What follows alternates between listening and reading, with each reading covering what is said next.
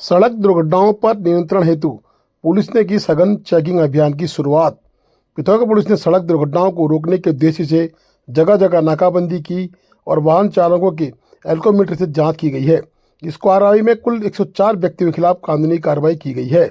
बता दें, जिले में शांति और कानून व्यवस्था बनाए रखने के लिए सभी पुलिसकर्मियों को निर्देशित किया गया है कि वे अराजक तत्वों पर सख्ती से निगरानी रखें और उनके खिलाफ आवश्यक कदम उठाएं।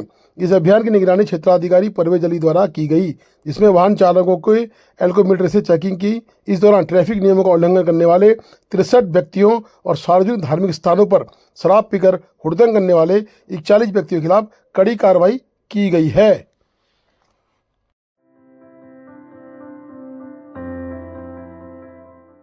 जुम्मा गांव के निवासियों को 6 माह से अतिरिक्त किराया भाड़ा देकर अपनी सामग्री को ढोकर कहीं न कहीं गांव में ले जाना पड़ रहा है। उसके बाबत आज फिर से पवन धामी ने एक ज्ञापन दिया है कि पीएमजीएसवाई की लापरवाही से पूरी गांव की जनता परेशान है। उप जिलाधिकारी को दिए गए ज्ञापन में लिखा गया है कि अगर 12 तारीख तक उक्त सड़क को नहीं खोला गया, जो कि 6 माह से बंद है, तो एक बृहद जन आंदोलन पीएमजीएसवाई के खिलाफ खोला जाएगा, जिसकी पूर्ण जिम्मेदारी पीएमजीएसवाई की होगी। उन्होंने कहा कि 2 घंटे में खुलने वाली सड़क में पीएमजीएसवाई ने 6 माह लगा दिए हैं। 6 माह से सड़क बंद है। जुम्मा के लोगों के साथ कहीं ना कहीं पीएमजीएसवाई बड़ी नाइंसाफी कर रही है। उसका खामियाजा पीएमजीएसवाई को भुगतना पड़ेगा।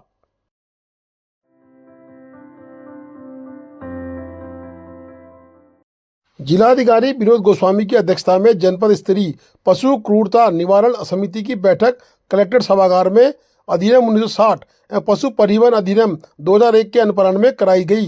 पशुपालन, परिवहन विभाग, राजस्व, पुलिस, उद्योग आदि संबंधित विभागों के अधिकारियों के साथ संपन्न हुई। बैठक में मुख्य पशु चिकित्सा अधिकारी ने जिला पशु क्रूरता समिति द्वारा किए जा रहे कार्यों एवं जनपद अंतर्गत संचालित गौशालाओं की जानकारी जिलाधिकारी को दी है। इस पर जिलाधिकारी ने सीबीओ को निर्देश दिए हैं कि वे थल में गौशाला जल्द संचालित हो, इस हेतु आवश्यक कार्रवाई करें। उन्होंने कहा कि संयुक्त रूप से चेकिंग के अभियान चलाकर यह सुनिश्चित किया जाए कि वाहनों में पशुओं के परिवहन में उन्हें मानक अनुसार पर्याप्त स्थान दिया गया है या नहीं। वाहन में पशुओं को ठूस कर न भरा जाए। मुर्गी, बकरा आदि पशुओं को दुपहिया वाहनों में लटकाकर अथवा बांधकर न ले जाया जाए तथा जिन पशुओं को परिवहन किया जा रहा है उनके स्वस्थ होने संबंधी प्रमाण पत्र सक्षम पशु चिकित्सा अधिकारी से संबंधित परिवहनकर्ता द्वारा लिया गया हो। जिलाधिकारी ने संबंधित अधिकारियों को संयुक्त रूप से मांस की दुकानों की भी चेकिंग करने के निर्देश दिए हैं, ताकि उनके द्वारा नियमानुसार पशुवध एवं मानक अनुसार मांस विक्रय किया जाए तथा साफ सफाई का भी पूरा ध्यान रखा जाए। बैठक में सीडीओ डॉक्टर दीपक सैनी, सीबीओ डॉक्टर योगेश शर्मा समेत संबंधित विभागीय अधिकारी उपस्थित थे।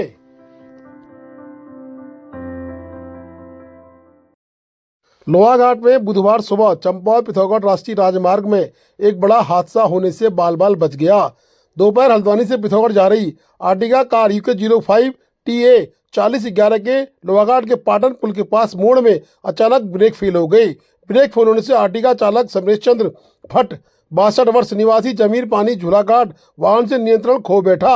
अनियंत्रित आर्टिगा कैंटर से टकराने के बाद सामने सड़क किनारे खड़ी वैगनार यूके 04 TB 5328 से जा टकराई।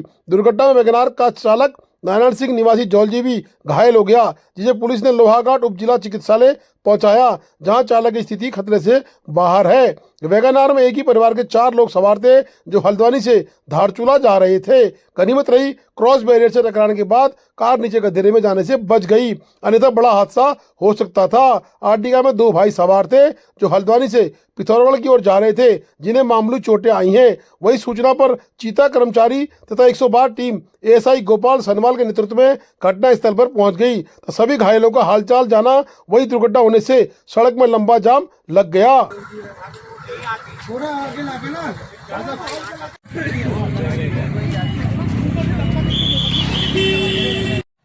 ये तो इसी मोड़ के आगे अचानक ही हमको लगा कि ब्रेक नहीं लग रहा है इसका। सारे रास्ते पर सही चल रहा था, तो यहाँ पे फिर हमने कहा भट्ट जी क्या हो रहा करने तक तो जो है भ्रांति हो गई। कहाँ से आप लोग? हल्द्वानी से पिथौरागढ़। अच्छा, तो आप लोगों को चोट नहीं आई, थोड़े बड़े भाई साहब थे, उनके गर्दन में झटका आया। ब्रेक नहीं आए मेरे, तो अचानक दिल हिल गया, घबराहट हो गई। चोट अभी किसी को? कितनी सवारी थी? 2।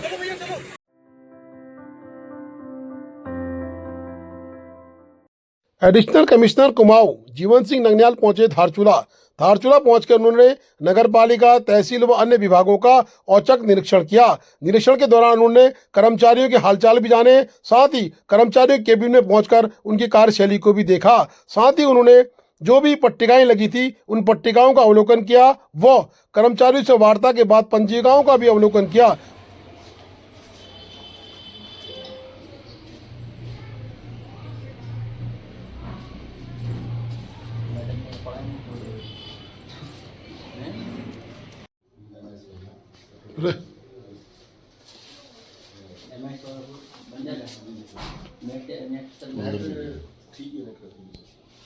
तो ये आपका जन्म मृत्यु वाला भी आप इसमें करते हैं? जन्म मृत्यु करते हैं, इसमें भी होता है।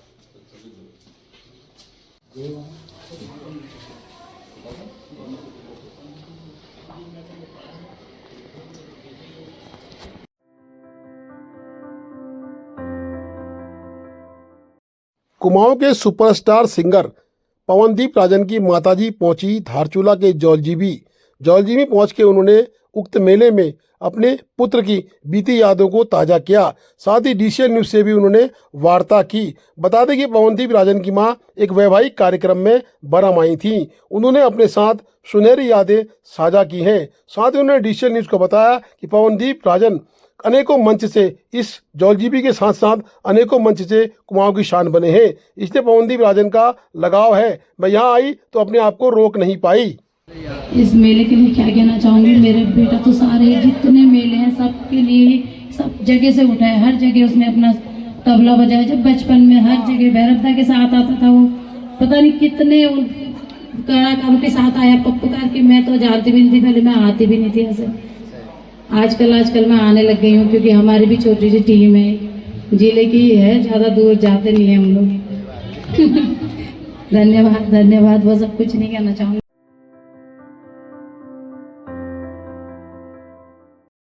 छत्तीसवीं बटालियन आईटीबीपी लोहाघाट के द्वारा लगातार दूरस्थ क्षेत्र के गांवों में डिप्टी कमांडेंट राजकुमार बोरा के नेतृत्व में सिविक एक्शन प्लान सीएपी के तहत दुक्तू गांव में 6 सोलर लाइट का वितरण किया गया। लगातार दारमा वैली के अन्य गांवों में भी इस तरह का वितरण किया जा रहा है। दुक्तू गांव पहुंचकर ग्रामवासियों और आईटीबीपी की टीम द्वारा मिलकर 6 सोलर लाइटों को लगाया गया, जिसमें छत्तीसवीं बटालियन आईटीबीपी लोहाघाट की टीम में राम अवतार, लोकेश सैनी, परवेज आलम और अन्य पदाधिकारी।